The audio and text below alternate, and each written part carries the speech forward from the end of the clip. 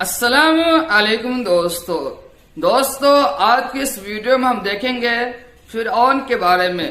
فرعون کو کون نہیں جانتا ہے، ہر ایک شخص جانتا ہے، اور خاص کر کے مسلمان کے بچے جانتا ہے فرعون کتنا بڑا کافر اور مشرک تھا، خدائی کا دعویٰ کرنے والا تھا۔ یہودیوں نے پچھلے دنوں سعودی حکومت سے رابطہ کیا اور کہا میں مکہ مکرمہ میں فرعون کو لے کر آنا چاہتا ہوں۔ سعودی حکومت نے ان کو اجازت فرما دی لے کر آنے کے لیے۔ وہ جب لے کر آئے مکہ مکرمہ تو دیکھیے کیا ہوا، اس ویڈیو میں پوری ڈیٹیل سے بتایا گیا ہے۔ بسم اللہ الرحمن الرحیم۔ السلام علیکم۔ آج کی ویڈیو میں ہم آپ کو بتائیں گے کہ کیسے فرعون کی لاش کو خانہ کعبہ میں لایا گیا تو کیا ہوا، اس لیے ویڈیو کو آخر تک لازماً دیکھیے گا۔ میں پناہ مانگتا ہوں اللہ کی شیطان مردود سے، اور شروع کرتا ہوں اللہ کے پاک اور بابرکت نام سے جو بڑا مہربان اور نہایت رحم کرنے والا ہے۔ محترم ساتھیوں، یہودیوں کی جانب سے بڑی سازش سامنے آئی، نہ جانے ان کے دماغ میں کیا چل رہا تھا، کون سی وہ سازشیں کرنا چاہ رہے تھے۔ انہوں نے پچھلے دنوں سعودی بادشاہ سے رابطہ کیا اور فرعون کی لاش کو مکے لے کر آنے کی درخواست پیش کی کہ وہ کوئی تجربہ کرنا چاہتے ہیں۔ سعودی بادشاہ نے کافروں کی سازش کو بھاپتے ہوئے سمجھتے ہوئے اللہ تعالیٰ پر بڑے یقین کے ساتھ انہیں اجازت دے دی، چاہ رہے تھے کہ وہ فرعون کی ممی کو لے کر جائیں اور ثابت کر دیں گے کہ یہ فرعون نہیں ہے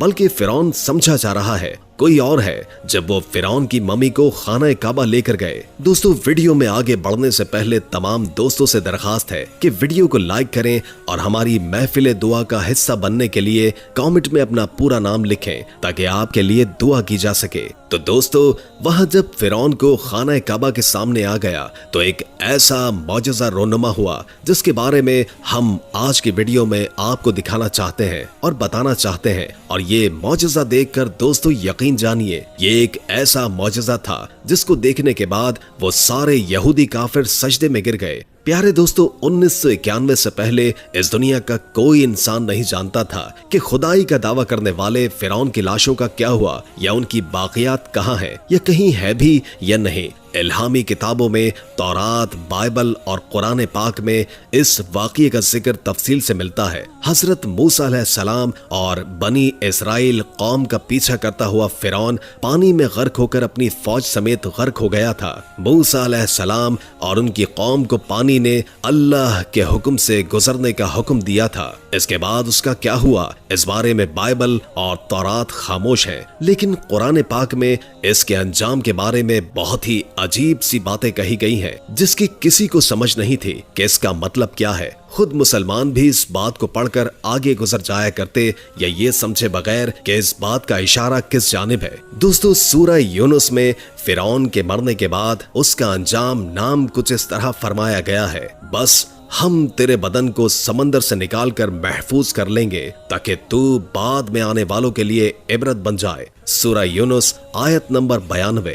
دوستو، یہ واقعہ آج سے 3500 سال پہلے پیش آیا تھا۔ فرعون کے ڈوب کے مرنے کے بعد سمندر نے اس کی لاش کو اللہ کے حکم سے باہر پھینک دیا، جبکہ باقی لشکر کا کوئی نام و نشان نہیں ملا۔ مصریوں میں سے کسی شخص نے ساحل پر پڑی اس کی لاش پہچان کر اہل دربار کو بتایا۔ فرعون کی لاش کو محل پہنچایا گیا۔ درباریوں نے مسالہ لگا کر اسے پوری شان اور احترام سے تابوت میں رکھ کر محفوظ کر دیا۔ حنوط کرنے کے عمل کے دوران ان سے ایک غلطی ہو گئی تھی۔ فرعون کیونکہ سمندر میں ڈوب کر مرا تھا اور مرنے کے بعد کچھ عرصے تک پانی میں رہنے کی وجہ سے اس کے جسم پر سمندری نمکیات کی ایک تہ جم گئی تھی۔ مصریوں نے اس کی لاش پر نمکیات کی وہ تہ اسی طرح رہنے دی اور اسی طرح حنوط کر دیا۔ وقت گزرتا رہا یہاں تک کہ فرعون کی حنوط شدہ لاشیں بھی زمین کی تہ میں چھپ گئیں۔ ان کے نام صرف کتابوں، ان کی تعمیرات اور لوگوں کے ذہنوں میں رہ گئے۔ اس واقعے کے 2000 سال کے بعد اس دنیا میں اللہ تعالیٰ کے آخری نبی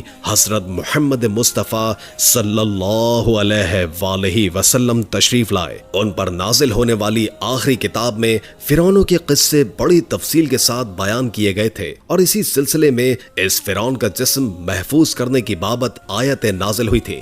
اس کی سچائی پر سب اہل ایمان کا پختہ یقین تھا، لیکن وہ سمجھنے سے قاصر تھے کہ خدائی کا دعویٰ کرنے والے کی لاش کہاں محفوظ ہے، کیسے اسے عبرت کا نشان بنایا جائے گا۔ دوستو، سن 1971 میں مصر کے ایک شہر الغورنیا سے تعلق رکھنے والے غریب اور معمولی چور احمد عبد الرسول کو فرعونوں کے حنوط شدہ لاشوں کی طرف جانے والے خفیہ راستے تک رسائی مل گئی۔ احمد عبد الرسول نوادرات چوری کر کے بیچا کرتا تھا۔ ایک دن وہ دریائے نیل کے کنارے کے قریب تسبیہ کے مقام پر اسی سلسلے میں پھر رہا تھا کہ جب اسے خفیہ راستے کا پتہ چلا۔ وہاں وہ نوادرات کی چوری کے لیے کھود رہا تھا۔ کسی دوران کچھ لوگوں نے پکڑ لیا اور پولیس کے حوالے کر دیا۔ وہ جس جگہ کو کھود رہا تھا تو 1991 کو دوسری ممیوں کے ساتھ اسی غرق ہونے والے فرعون کی لاش بھی مل گئی اور اس کے کفن پر سینے کے ایک مقام پر اس کا نام لکھا ہوا تھا۔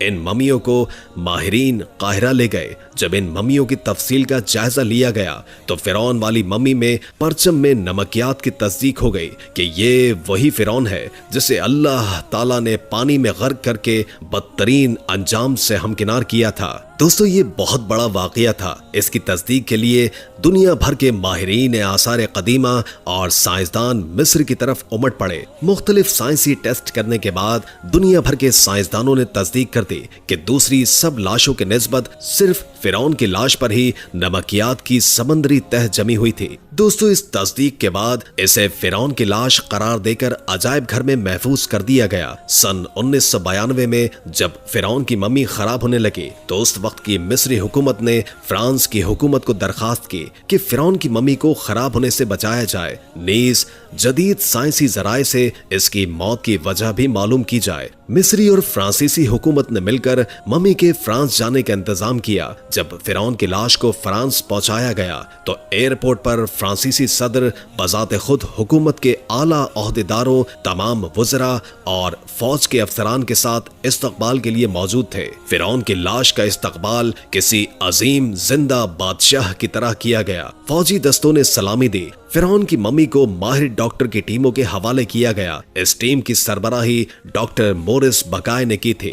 مائکروسکوپ ٹیسٹ کی مدد سے ممی کے تمام اعضاء کا باریک بینی سے جائزہ لیا گیا تو معلوم ہوا کہ اس کی لاش میں سمندری ذرات اب تک موجود ہیں اور موت کی وجہ بھی پانی میں ڈوبنے کی وجہ سے ہوئی تھی۔ ایک بادشاہ کی موت پانی میں ڈوبنے کی وجہ سے ہو تو یہ ڈاکٹر مورس کے لیے حیرت کی بات ہے۔ اس نے ممی کے بارے میں مزید جاننے کی کوشش کی تو اسے معلوم ہوا کہ اس بادشاہ کی موت کے حالات مسلمانوں کے نبی حضرت محمد مصطفیٰ صلی اللہ علیہ وآلہ وسلم پر اتری کتاب قرآن پاک میں تفصیل سے درج ہے۔ اسے علم تھا کہ جہاں یہ لاش ملی ہے وہ ایک اسلامی ملک ہے، چنانچہ تجسس کے ہاتھوں مجبور ہو کر وہ مصر پہنچا۔ اس نے اس معاملے میں مصر کے سائنسدانوں سے ملاقات کی۔ اس سائنسدان نے قرآن پاک کو کھول کر اسے سورہ یونس کی آیات 90 سے 92 تک کا ترجمہ لفظ بلفظ سنایا۔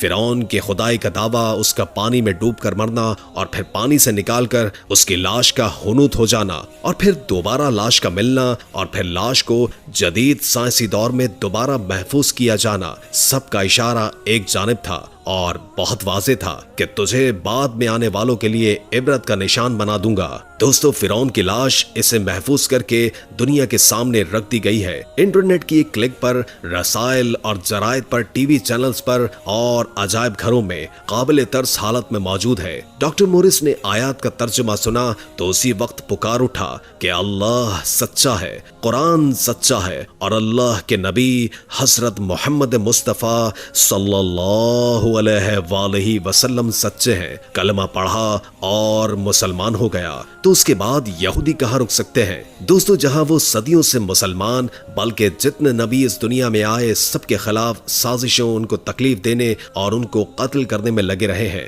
اب وہ کہاں رک سکتے تھے؟ اس رپورٹ کو بھی وہ غلط ثابت کرنے کے لیے کوششوں میں لگے رہے کہ قرآن کی بات غلط کر دیں، اور ایک سازش کے تحت انہوں نے فرعون کی ممی کو سعودیہ لے جانے کی اجازت مانگی۔ ان کا ذہن ذہن میں یہ بھی تھا کہ خانہ کعبہ میں اس کافر کی ممی جو خود اپنے دور میں اپنی زندگی میں خدائی کا دعوے دار رہا ہے لے کر جاتے ہیں اور دیکھتے ہیں کہ اللہ اس کی لاش پر کوئی اثر ڈالتا ہے اور اس کو اپنے گھر میں آنے دیتا ہے یا نہیں، اور اگر ایسا کچھ نہ ہوا تو کل ہم کہنے والے بنیں گے کہ یہ فرعون کی لاش ہی نہیں، ورنہ اللہ اپنے گھر میں اسے کیسے برداشت کر سکتا ہے۔ تو انہوں نے کچھ مسلمانوں کو اس پلان میں بھی شامل کیا اور منہ مانگی رقم ان کو دے بھی دی۔ مختصراً یہ دوستو وہ فرعون کی لاش کو ایک جنازے کی صورت میں لے کر خانہ کعبہ پہنچنے میں کامیاب ہو گئے، مگر انہوں نے جیسے ہی فرعون کی ممی کو خانہ کعبہ کے سامنے رکھا تو کفن پر بہت ساری لاتعداد چینٹیاں نمودار ہو گئیں، اور کفن کے اندر دیکھا گیا تو فرعون کے جسم سے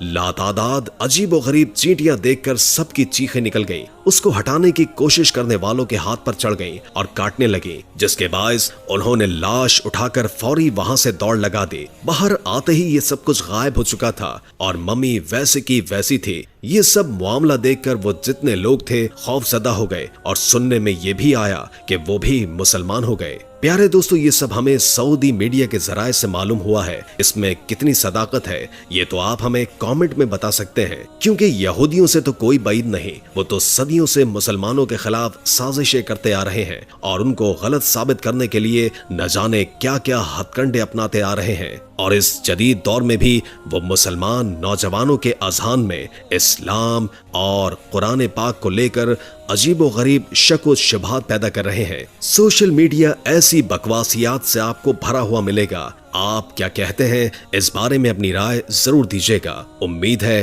کہ آج کی ویڈیو آپ کو اچھی لگی ہوگی۔ اگر ویڈیو اچھی لگی ہو تو لائک کر کے ہمارے چینل کو سبسکرائب کر دیں اور بیل آئیکن کو کلک کر دیں تاکہ ہماری نئی آنے والی ویڈیوز کا آپ کو پتہ چلتا رہے۔ ہم نے پوری کوشش کی جتنا علم ہم آپ تک پہنچا سکیں پہنچا دیں۔ اگر زندگی رہی تو ایک اور ویڈیو کے ساتھ انشاءاللہ حاضر ہوں گے۔ ابھی ہمیں اجازت دیجیے، اللہ حافظ۔